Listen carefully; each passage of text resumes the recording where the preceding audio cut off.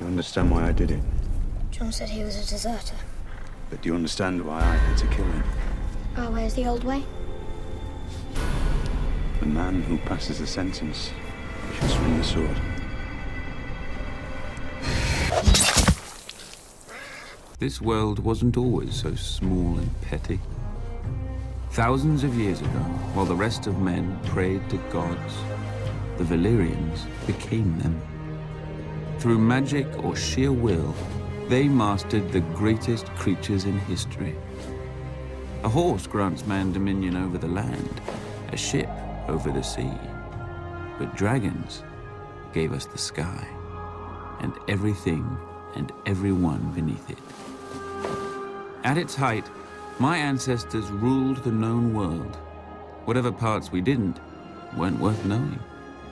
Our capital of Valyria shamed the magnificent cities of the East, for hammers and chisels were no match for dragon fire and sorcery.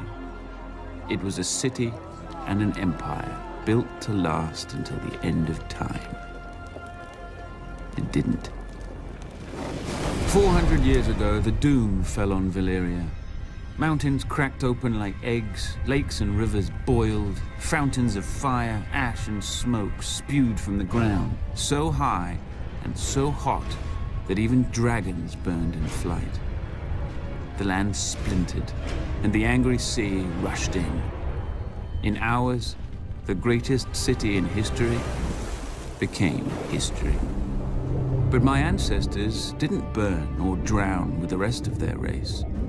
12 years before the doom, despite the sneers of his rivals, Aenar Targaryen abandoned the capital with his family. Legends claim that his daughter foresaw the destruction of the city in a dream.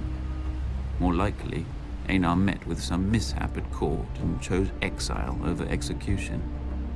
He and House Targaryen slinked away to a dreary, remote, god-forsaken island. Forsaken no longer. With arts now lost to the world, we transformed a tiny outpost into Dragonstone, a fortress fit for the last dragon lords. Then Aenar's descendants settled into it like a tomb for their lost homeland. Until Aegon. When he looked east, he saw the past, old, tired, dead. But when he looked west, he saw the future. Gold in the ground, gold in the fields, and no dragons in the sky but his. He and his sisters, Rhaenys and Visenya, flew over the great continent, ostensibly visitors to a strange land. But when Aegon returned, he ordered construction of a massive table carved in the shape of Westeros, with all the notable rivers and mountains that they had seen. A personal map of the Seven Kingdoms, then ruled by 7 squabbling families.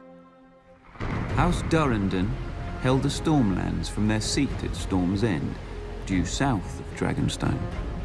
House Horror of the Iron Islands had also conquered and enslaved the Riverlands and ruled them from Harrenhal, a monstrous castle rising on the shore of the God's Eye.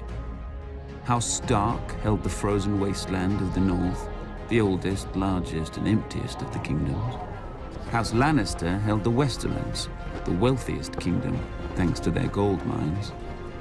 House Gardner held the Reach, the second wealthiest kingdom, thanks to their crops. House Arryn held the Vale, or rather the Vale held them.